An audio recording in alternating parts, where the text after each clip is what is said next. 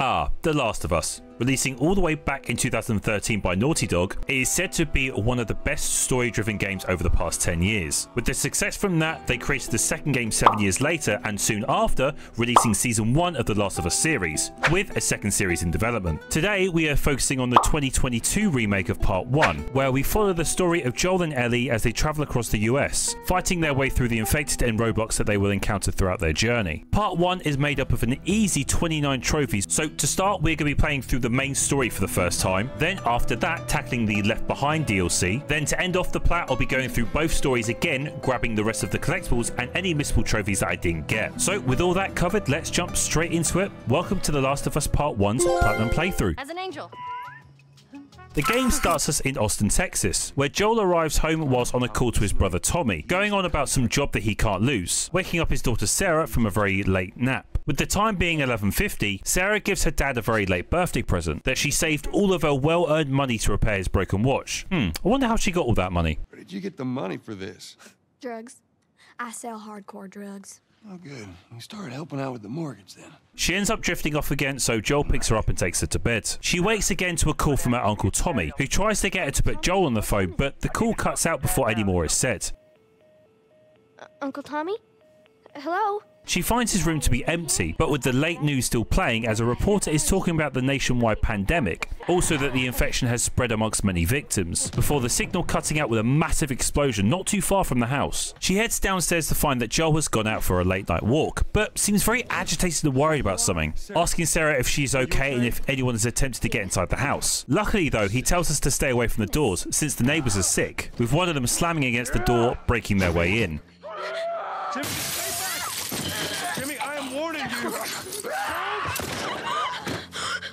This obviously freaks out Sarah, but we can't waste any more time since Tommy shows up to get us the hell out of here. They make their way into the city where we get to see all the destruction caused by this pandemic. Buildings engulfed in flames, soon to be just ash. Civilians desperately trying to hitch a ride, wanting to escape just as bad as we do since we get stuck in a massive roadblock with no way forward. After witnessing someone getting mauled to death by more infected, we quickly hightail it away before we are next. We narrowly manage to squeeze our way through some obstacles before getting smashed by an incoming car, knocking us unconscious. Shortly after gaining consciousness, we break our way from the wreckage before we get jumped by another infected. Don't worry though, Tommy's got our back. Discovering that Sarah has badly hurt her leg, we have to carry her whilst we try and make her escape, since the city has gone to shit. We enter a nearby cantina, but with all the infected swarming us, Tommy tells us to run and get to the highway so he can hold them off. Go! You got Sarah! We close in on the highway before getting saved by this soldier who kills both infected that were chasing us. Whew, thanks dude. He seems a bit shifty though, since he orders us to stay where we are, before receiving orders from his superior which he acts unsure about. We very quickly realise that something bad's about to happen, as the soldier raises his gun and starts to open fire on them. Please don't. Oh no.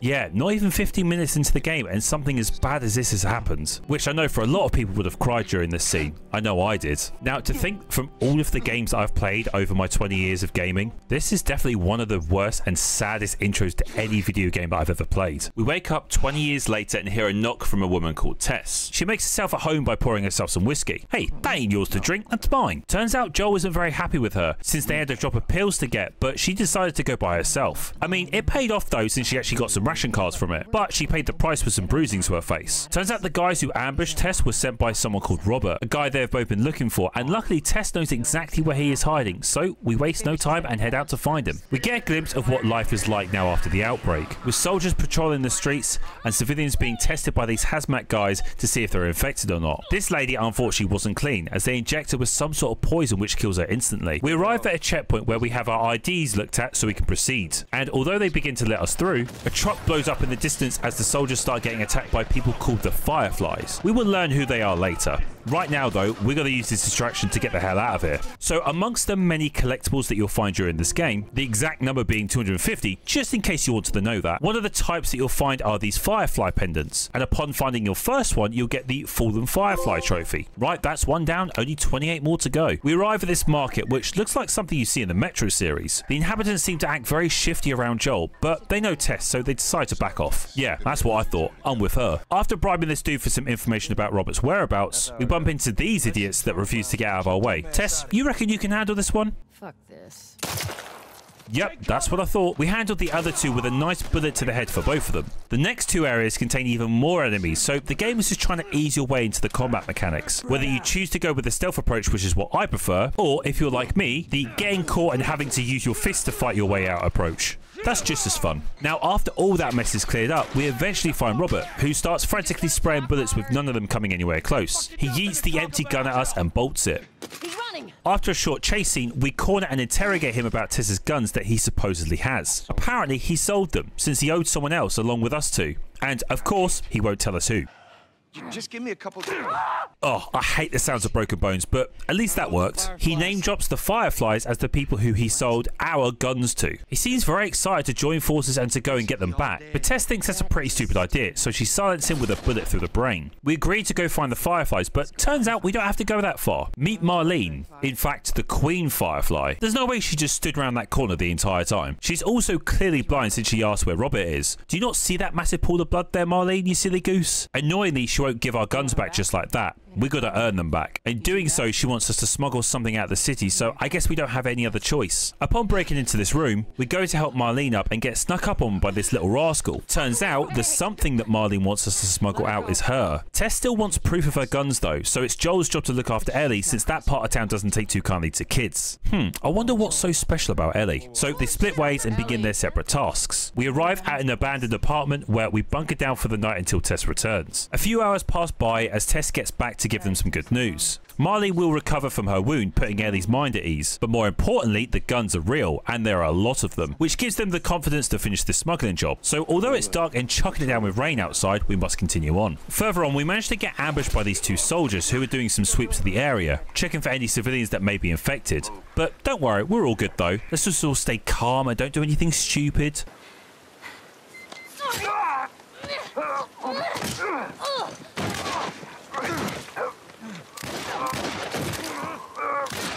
Well, I guess that's one way to handle that. Tess notices something suspicious as that device showed that Ellie is positive. Looks like Marley knows something that we don't. Ellie shows us the bite on her arm, but stresses the fact that it's 3 weeks old. Since, you know, Joel and Tess don't buy it. They can't stand around to think about it, because some more soldiers are hot on their trail, so we gotta go. We escape our way through some sewer pipes. Ugh, sewers. With some faint engine noises in the background, I think it's safe to say that we've lost them. Tess sits down to talk to Ellie so that they can have a better understanding of why Ellie is so important in this smuggling job. Apparently the Fireflies have some sort of quarantine zone where they are actively looking for a cure. And because Ellie is somewhat immune to the cordyceps virus, she is the solution to that problem. Joel still doesn't agree with the whole thing, but Tess starts to change her approach and wants to see this through. Ain't nothing that's going to change her mind, so I guess we just got to get on with it. As we make our way through this broken down building, we break through this door and then get jumped on by our first clicker of the game. And these guys are all sorts of nasty, but don't worry, Tess has got our back. Yeah, you don't want to be up and close and personal with these guys. Turns out though, the building is crawling with them, and the only way to take them out is by being quiet and sneaky, since they can't see us but they have really good hearing. But this also worked, but a nice shift to the throat is a much better method. So we come across our first workbench of the game, where you can add upgrades to your weapons using any scrap you find along the way. There are also tools that you find that will give you stronger upgrades, but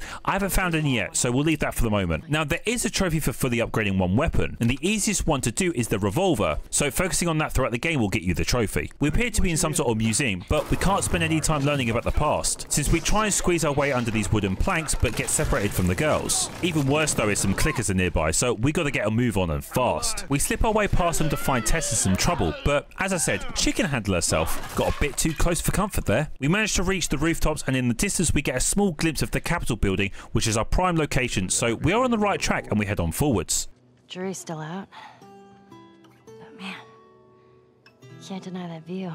A small bit of time passes by and we make our way to the entrance of the Capitol building, but upon entering we see that we are out of luck. Seems like someone has already gotten to the Fireflies and killed every single one of them, and it seems to push Tess over the edge. Turns out though, she really means it as she shows them the bite mark on her shoulder. Oh, Christ. Oops, right?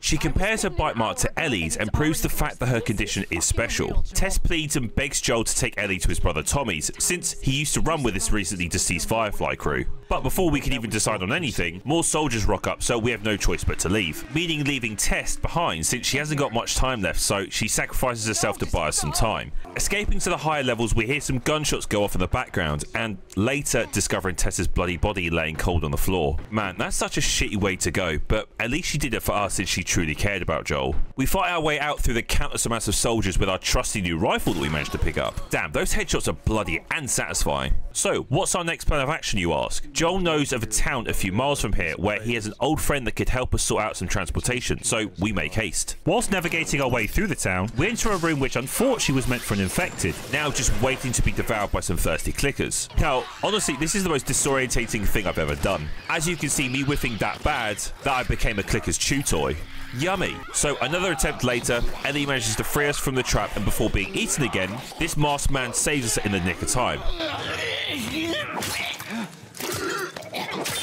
Okay, that was one cool ass slice. Get off your ass on your...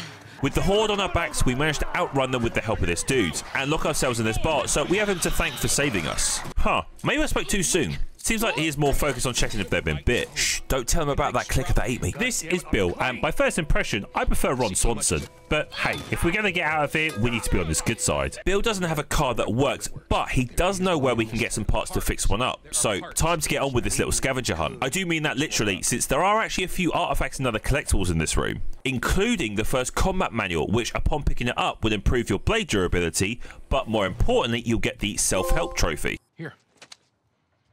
Let's get on with it. Oh, I can't wait to use this to pop off a clicker's head. Then finally, you'll find your first tool upgrade in the game. There are 5 in total, and the more you collect, the more upgrades you'll have for your weapons. Plus, once you get all 5, you'll end up getting another trophy. Tackling a few more infected, we barge our way into this school's gym, but I don't think we should have trapped ourselves inside. What's that growling I hear? That don't sound good. Sup, big boy? Now this is a bloater, the next stage up from a clicker, and although he is big, he ain't cuddly. Yeah, I may have swung and pressed the wrong button there, whoops. So as you can tell, keep your distance from him. He throws these spore bombs at you, which don't do a ton of damage, but obviously avoid them too. We manage to put him down quickly and clear the last remaining infected in the area before we can progress on. We exit the school and manage to lose the infected, so we can have a moment to think about our new plan. The boys argue over what to do next, but Bill hushes himself and stands there looking up in shock as a body is hanging by a rope. Bill realizes that this is his partner Frank. Well, ex-partner. Turns out he had several bite marks and didn't want to turn, so he took the easy way out. Know what else he took though? The battery that Bill thought was in the school. And it has fuel. Finally, some good luck goes our way. We do need to get the car jump started by giving it a push though. Now, like any car, it's going to make a ton of noise, so it does attract the nearby neighbors. So we managed to clear the few waves of infected and managed to get the car started, so we are now leaving and not coming back. We make it to safety where this is Bill's stop. We have a heartfelt goodbye with Bill giving us this siphon hose. Not gonna lie, as much of a dick as he seems to be, he did give us a ton of stuff, so we do owe it to him. But they agree that they are both square with each other, so we head on off. We're square. And get the fuck out of my town. A couple hours pass by and we arrive at a roadblock, so guess we gotta go the scenic route, but it ain't as simple as that. We end up getting ambushed by a whole swarm of bandits, and after a few close calls, we get rammed off the road and into this store.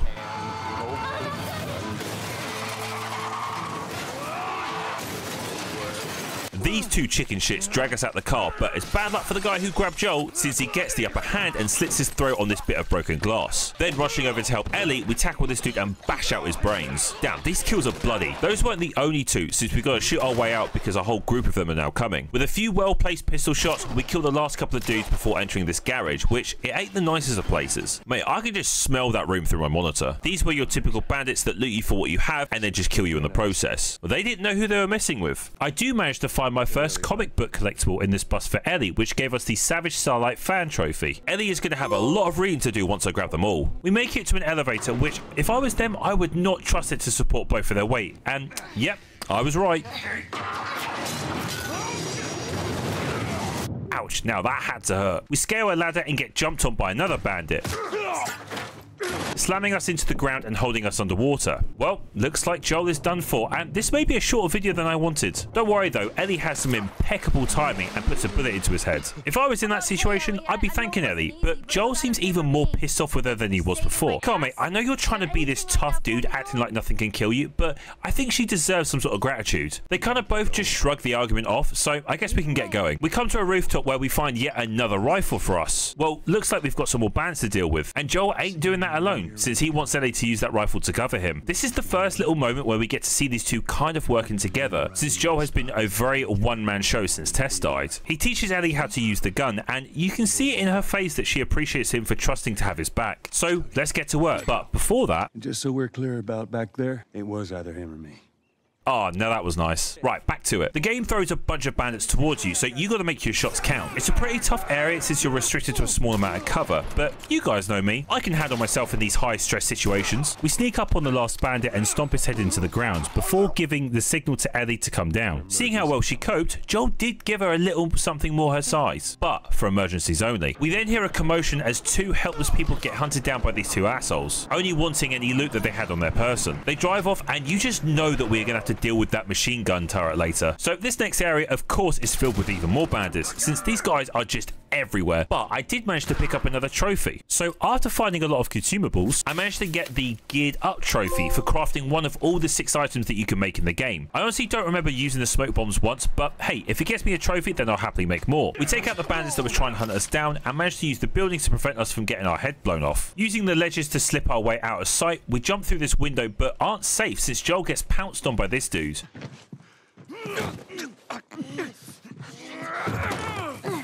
But with the help from Ellie, we get the upper hand. Though at second glance, these ain't bandits, since this kid holds a gun to Joel as he stops punching the guy that jumped us. This is Henry and Sam. Henry tells him to lower the gun, since this is a big misunderstanding, thinking each other are the bad guys, but remember, they don't take too kindly to kids, as Henry realizes that, so the conflict stops. These guys are the only ones left of their group, so whether they are dead or not, they agree to work together since they have a hideout not too far away from here. This is a bit of a nice change for Ellie, since she has another kid roughly around her age to hang out with, since she never really had that whilst living with the Fireflies. Now, although their story is interesting to know, the main thing we learn about them is that they are also looking for the Fireflies just like us, so it makes sense to team up. Although the gameplay that involves the 4 of them just consists of killing more bandits whilst escaping the city. Just before we slip our way through though, we do manage to pick up another missable trophy. So whilst avoiding this spotlight, making your way to this generator undetected, we manage to switch it off and then we obtain the lights out trophy. After exiting the city, we come to a neighborhood with more loot and resources for us to take. But amongst that, I do manage to find the last safe in the game. So I inputted the correct 6-digit combination and obtained the trophy Sticky Fingers. Well, at least that's one of the sets of collectibles out of the way with.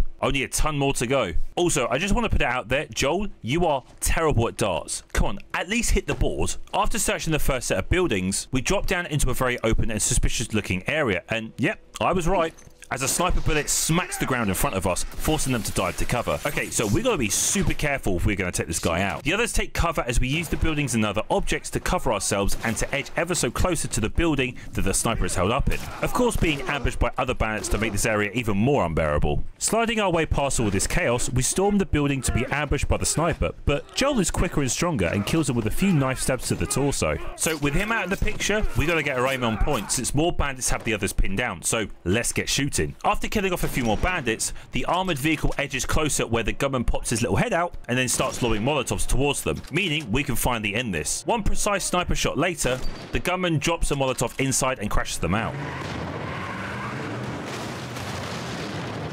Oh, infected. Yeah, I forgot about those guys. They pounce on Henry and Sam, but Joel is on it with saving them. There are a ton of them though, and they try to swarm this house, so we managed to sneak our way out the back without being detected. They shelter down where they munch on some well-deserved dinner. Whilst the kids head off to bed after, Henry is having some doubts that the rest of his group aren't going to show up. But he doesn't want to mention this in front of Sam. We then cut over to Ellie and Sam, where she commemorates him in doing a good job. But he seems to be in a bit of a bad mood. They have a pretty deep conversation about the world that they live in, and that if all of the infected that are out there still resemble something of their previous selves inside of them. It's the first time that we've kind of seen Sam so serious, which is freaking me out a little bit. Ellie isn't a massive fan of this topic, so she ends it by showing the toy robot that he couldn't have earlier. She says goodnight and heads to bed, but Sam doesn't even crack a smile at his new gift as he throws it on the ground. Come on, cheer up. Oh shit, he's been bit. Fuck, dude. Morning arrives as Ellie wakes with Henry cooking up some breakfast. breakfast. He tells us to go wake Sam since he deserved to have a lay-in, but as we enter, Sam is already up. But I think we can all figure out what happened to him. He lunges towards Ellie, which forces Joel to reach for his gun. But Henry stops him out of a spontaneous reaction since that is his brother that Joel was about to shoot, whether he's infected or not. Joel tries to reach his gun, but Henry ends up killing Sam himself. Now, just look at how hurt Henry is. No one would ever want to imagine the pain of losing a sibling like that. So he is feeling so many conflicted emotions at the moment. I'm gonna get that gun from you, okay? Oh, okay, easy. This is your fault. This is nobody's fault, Henry. It's all your fault. Henry, no. Man, this just flipped the game upside down for me. Having two equals like Joel and Henry that only wanted to protect Ellie and Sam, this was such a massive twist for the game from when I played it for the first time. But in your typical zombie games, this sort of shit does happen. Fast forwarding to fall, we arrive in Jackson County, still on the goal to find Tommy, and hopefully any remaining fireflies. Trekking our way along the riverbed, we come to this hydroelectric plant, which it basically powers itself by using the currents from the water to produce electricity. So in order to cross the water, we do the typical move the pallet with Ellie on top and then have her turn the valve to give us a path to cross. Though when we get to the other side, Ellie will offer you a high five for our amazing teamwork. Now, hey, I'm never someone that leaves someone hanging, but if you do ignore and run past her, you'll obviously annoy her, which is understandable, but you'll also get the left hanging trophy. Sorry, I had to do it, Ellie, otherwise this video would be incomplete. We arrive at the main gate where we are nicely greeted by the group that lives here, so apparently it ain't abandoned. Thank God one of them knows us though. Oh my God, it's Tommy, sporting a very tiny looking new beard, I must say. Holy shit. How you doing, baby brother? He introduces us to Maria, our new sister-in-law, which we thank for not blowing our heads off. They invite us in and mention that they are still trying to get the plant up and running since one of the turbines is out of commission. This next segment has Tommy giving us a tour of the plant, whilst catching up since it's been a long time since seeing each other. Along the tour of the power plant, we come across this good boy, the bestest of boys. This is little Buckley. We give him a good scratch behind the ear like many dogs love, and then we get the trophy, who's a good boy. We also find another workbench. This time though, we focus on the revolver, since after fully maxing it out, we get the combat ready trophy as well. Whilst catching up, Joel tries to persuade Tommy into taking Ellie to the fireflies. At first, he does decline this request, but in the end, he comes around and accepts Joel's proposition. Unfortunately, Ellie overhears this agreement and isn't too happy with the outcome, so she manages to steal one of the horses and runs off. We arrive at a farm cabin where we see the horse that Ellie stole, so surely she's inside. We enter and call her name to hear that she is upstairs, and okay, we find her reading a diary and joking about some of the stuff written inside, but then starts to argue back at Joel for wanting to leave. They continue to argue with each other about who she would be safer with and whether she gets a choice in the matter. She has grown close to being in Joel's care, but she makes a very risky remark when she mentions Sarah's name, since 20 years later, you can just see in Joel's face that that is a very bad thing to bring up. He furiously sets her straight by saying that she ain't his daughter and that he ain't her dad, which hits Ellie hard. Before then, Tommy storms upstairs to warn us about some more bandits that have entered the house. So dropping that conversation completely, we sneak our way around them and take them out one by one. After setting off, they make their way to Tommy's home, and it's like a damn fortress. There must be thousands of people living there. So this might be the point where Joel and Ellie part ways, but Joel has come to this realization that Ellie means far too much to him, and that Maria scares the shit out of him, so he doesn't want Tommy going. They both settle up and say their goodbyes to Tommy as they make their journey to Colorado. I'm good. Adios, little brother. More time passes by as we arrive at a university, where from what we can see, it looks very deserted. Apart from these cheeky little bastards though. I didn't realise there was a zoo on campus. We climb up into the university and start to make our way through all the classrooms to see if we can find anything or anyone to do with these fireflies. We find some voice recordings of some of the doctors that used to be here, so I guess that's somewhat of a start. Oh, and there's more monkeys. By the looks of all the cages, I have a feeling that they were maybe trying to discover a cure using these monkeys maybe. We eventually find a boarded up room, in which we then discover a dead body with another recording. Listening to it, we find out that the fireflies have long gone, and that the research in finding a cure was a complete waste of time. He also drops the name of a place that they've returned to, that being St. Mary's Hospital, which is in Salt Lake City. Don't ask me how far that is, since I'm terrible with my American state knowledge. With their next plan ahead, they narrowly dodge a bullet as some more of the bandits have arrived for a late night study session. So they do their typical spread out and find them tactic, which, you know, never works, since that just makes it easier for us to be sneaky. That doesn't last long though, as we manage to take out the last few remaining enemies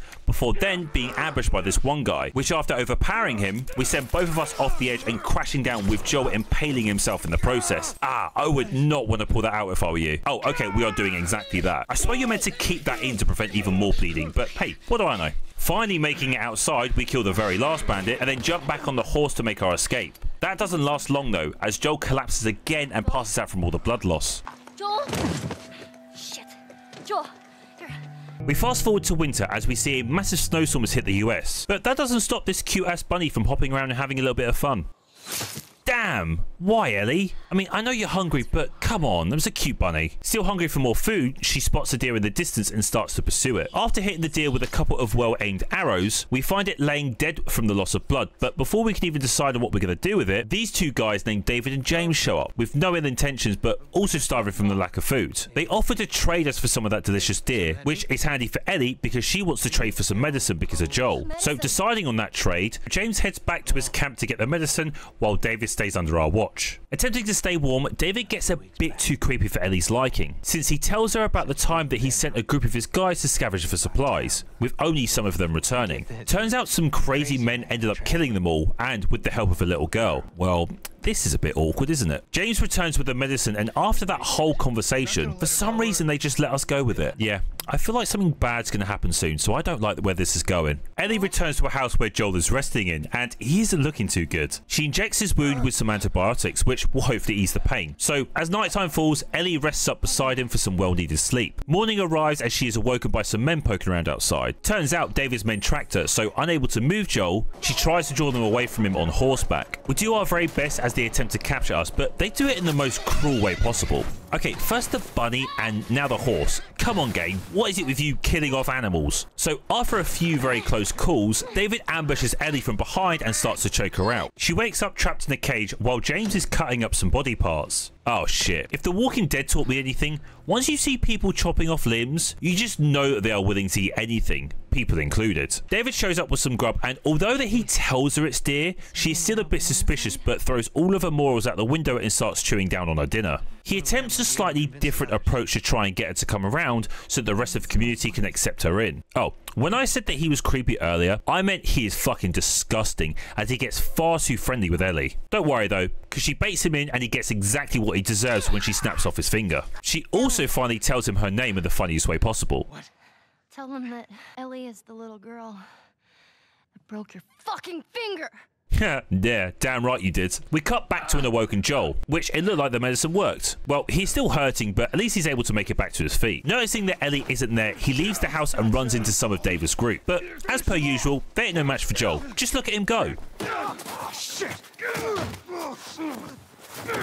So there is this specific method that Joel likes to use when he's trying to find something or someone, and it normally involves two people. Oh well, thanks for volunteering, gents. So after he plunges his knife into this guy's knee, he gives us some information about Ellie's whereabouts, basically saying that she is David's newest pet. Oh, I just hated saying that. Joel tells him to point to the location of their camp and to make sure that it matches his buddy's attempt, because if they weren't the same, that we know that one of them is lying. So after he marks the map, Joel ends up choking him and snapping his neck. Then, with his buddy not telling him shit, Joel actually doesn't care since he believed the first dude. So, as a Christmas present, enjoy this pipe to the face.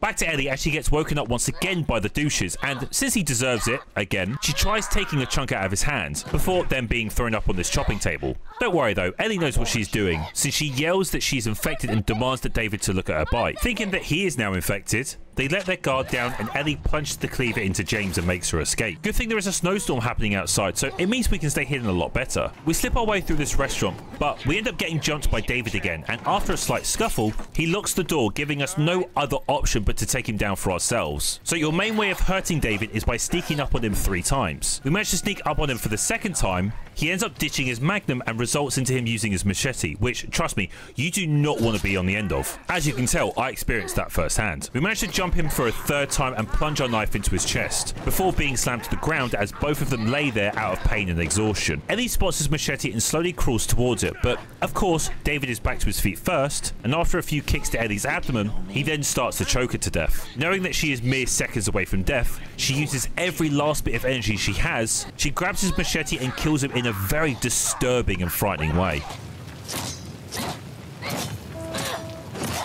Joel arrives just in time to comfort Ellie, since this has been the very first time we have seen her by herself, and that the world is a very cruel place for a little girl like her, knowing if she didn't have Joel in her life, she would probably be in a very bad place right now. So with everything that's happened previously, I guess you can add that to the list of traumatizing shit. Spring has arrived, so no more snowstorms to deal with, thank God. We arrive at Salt Lake City, where the two of them have kind of switched personalities. Joel is the one trying to make a lot of conversation, whilst Ellie is very much keeping to her own thoughts and staying quiet. You know, still scarred of what just happened previously. Pressing onwards, Joel spots the St. Mary Hospital in the distance, so I guess we're on the right track. Passing through this abandoned station, we boost Ellie up so that she can grab the ladder for us to climb, but she gets distracted by something else, and she runs off, so we gotta go catch her and see what all the fuss is about. Oh, check this guy out. This is a massive upgrade from petting a horse. Not gonna lie, it's kind of nice to see a bit of calmness in the game, since it's been very non-stop violence and killing. And before you guys start worrying, don't panic, nothing bad happens to the giraffes. As much as I would love to stare at this view all day though, we gotta keep going. So after all of this shit that's happened in this game so far,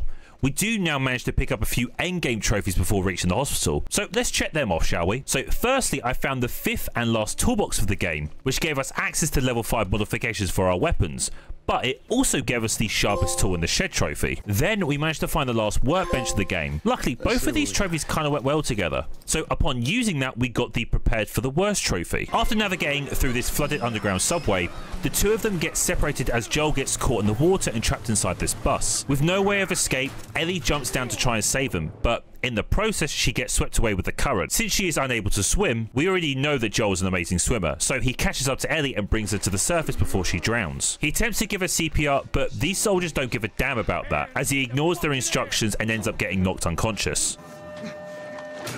We wake up in a hospital bed and look, it's Marlene, so I guess we're in a safe place. Man, that soldier just didn't need to do that, did he? She tells us that Ellie is okay, which gives Joel a lot of relief since he wouldn't be here if it wasn't for her. Joel insists that he gets to see Ellie, but apparently she's being prepped for surgery. Turns out that the cordyceps that's currently living inside of Ellie has mutated, hence why she is immune to the virus. So with the doctors removing it, they will be able to make a cure. Unfortunately though, the growth actually grows on the brain, so this process will end up killing Ellie, which, as you guessed, Joel can't bear to let happen. Although Marlene has known her since she was born, this hurts her just as much as it does Joel, but she believes in saving millions of people rather than just one. Knowing that Joel doesn't accept this outcome, she orders the guard to escort Joel out and to kill him if he tries anything. He abides by the guard's instructions at first, but come on, he ain't just gonna walk away like that. He gets the upper hand on him and demands the location of the operating room with 2 swift gunshots to the dick.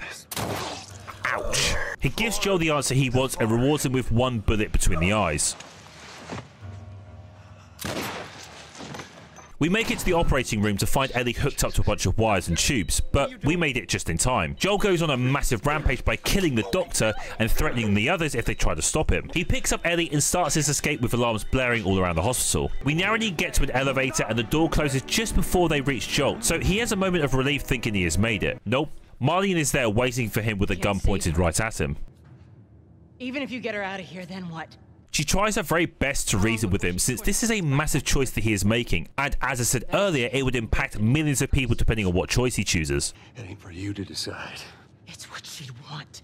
The game takes a massive skip ahead to show Joel driving away with a range of emotions going on in his head. You know, making us think that did he actually leave Ellie and do the right thing? Surely he did, right? No, turns out he didn't, as we hear Ellie in the back seat, waking up from the dosage of drugs that were starting to wear off. So you know that old phrase, honesty's the best policy? Instead, Joel just outright lies to Ellie, saying that there are thousands of immune people just like her, but in the end they stop looking for a cure. We also get to see the outcome, with Marlene being shot by Joel, and although she pleads and begs for him to let her go, he knows that she would just come looking for him again, so he ruthlessly kills her without another thought. Like, just imagine if you were Ellie in this whole situation, having 2 people decide your outcome of life and death and not being able to do anything about it. And the worst thing about this whole situation is this whole lie that she's been led. She's gonna believe this for the foreseeable future. They return back to Jackson as they make their way through this summery forest, but Ellie stops Joel to tell him about a previous event that happened before they knew each other. She mentions back when she got bit, she was also with a friend of hers called Riley who'd also been bit. Looking back on the deaths of Tess and Sam, she asks Joel for a final time that everything that he said about the Fireflies was true. Pausing for a brief moment, thinking that he was actually going to do the right thing and tell her the truth, he sticks with his lie. And with no other thought, Ellie trusts what Joel tells her. And just like that, the game ends and we are done with the main story, with that popping the gold trophy no matter what. So now that the main playthrough is wrapped up, we do have some clear up to do, but before we do just that, we still have the Left Behind DLC to get through. So this DLC takes you through two different scenarios. The first, which is when Joel gets impaled by that metal rod,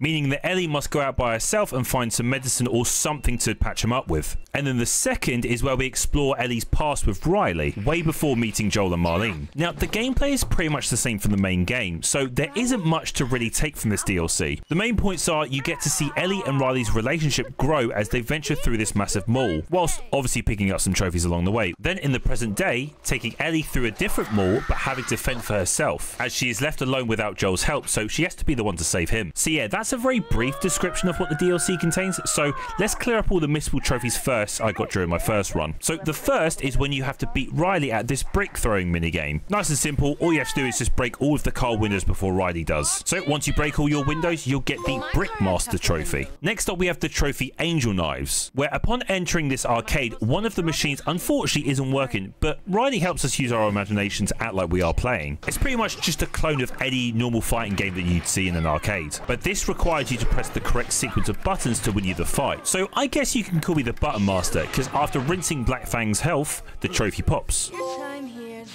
Then we get challenged to a good old-fashioned water fight, and spoiler alert, Riley gets cooked. It's best 2 out of 3 as she runs and hides from you, and it's the first to hit the other with water, which we managed to best to twice in a row, and I got the Skills trophy. Then for the final missable trophy that I got, we return back to the present time. So whilst trying to take out all these infected and some of David's men, I chose to be smart about this opportunity, and I made them fight each other, which caused one of the clickers to attack and chew down on one of his men, which gave me the life bait trophy. Then finally, to end the DLC off, after enjoying some very late night dancing, you know, celebrating my water fight victory, of course, whilst making all that noise, both the girls get swarmed by a bunch of infected and eventually catching up to them as they both get bit, which obviously this explains the bite mark that Ellie has during the main game. We also get to see the conclusion of Ellie sewing up Joel's wounds and eventually riding off to take him to a better place for shelter, which with this matches up with the winter period during the main story. Then finally, with both girls agreeing that they want to lose their minds together as they wait for the infection to take over, inevitably killing Riley but not Ellie, that ends the Left Behind DLC and it pops the Don't Go trophy. It's still crazy to see like how much death and destruction Ellie has been through. You know, it's a lot for just a 14-year-old girl. Having someone like Riley that she wanted by her side and for it all to just disappear in a second. It may have been a short DLC, but it definitely had the emotional and heartwarming moments to make it worth playing. So if you enjoy the main story, I highly recommend checking this out. So with that all wrapped up, I'm currently sitting on 17 out of 29 trophies, which I think is pretty damn good for my first go. All I need to do now is to grab the rest of the collectibles that I missed and also a few missable trophies in both the main story and the DLC. There are over 200 collectibles in the entire game, and as daunting as that may seem, each chapter has a list of all of them, so it's very easy to see which ones that you're missing. So let's just smash all these out, shall we? Firstly, I grabbed all of the notes and artifacts, which gave me the Chronicles trophy. Then I managed to break every locked door using my shivs, and that gave me the Master of Unlocking trophy. Next up, I found all of the Firefly pendants, and that unlocks the Look for the Light trophy. Then I managed to pick up all of the training manuals in the game, which popped the Something to Fight For trophy. I then found all of Ellie's comics, which gave her a lifetime of reading material, but for me, I got the Endure and Survive trophy. Next, I engaged in all of the optional conversations, which span across the DLC as well, by the way. So once getting all of these done, I got the Getting to Know You trophy. Then finally, I survived all of Ellie's jokes from that amazing pun book. As I said, I enjoyed all of them, and that unlocked the That's All I Got trophy. See, I told you there were a lot of them, but gladly it didn't take me that long to do, thank God. So with that long-winded part over and done with, we now only have 4 missable trophies to get, which are piss easy, may I say. So to start, during the game, you'll find melee weapons, which you can then upgrade to be stronger and more lethal. There are 5 different weapons in total, and after upgrading and then breaking all 5 types of them,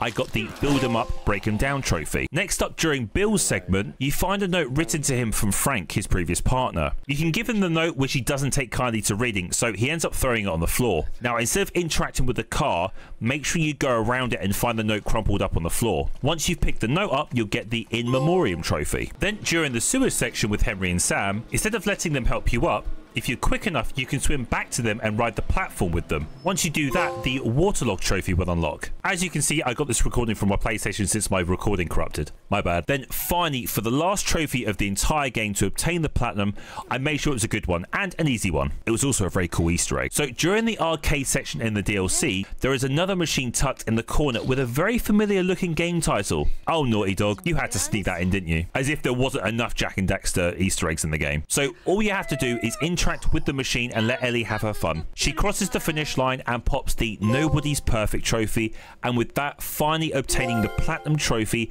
it can't be for nothing. Now, I can confidently say that the story of this game is one of the best written and well-produced stories that I've played in a long time. Every character had meaning and impacted the lives of both Joel and Ellie in a massive way that made their relationship even stronger. The soundtrack was phenomenal and matched every scene of the game perfectly, and overall, it was a fun platinum to get. But it didn't take me too long to do, which was a nice change from my previous plat. So, as you can probably guess, I will be tackling The Last of Us Part 2's plat, which for some of you who have platinumed it before, you'll know that I have a massive challenge ahead of me. And for those who don't, you'll just have to wait till that video drops. So if you did enjoy the video, make sure you give it a like and subscribe to the channel while you're at it. Make sure you check out some of my previous platinum playthroughs I have on the channel, since I know you'll probably enjoy them. Thank you so much for watching the video, and I will see you in the next one.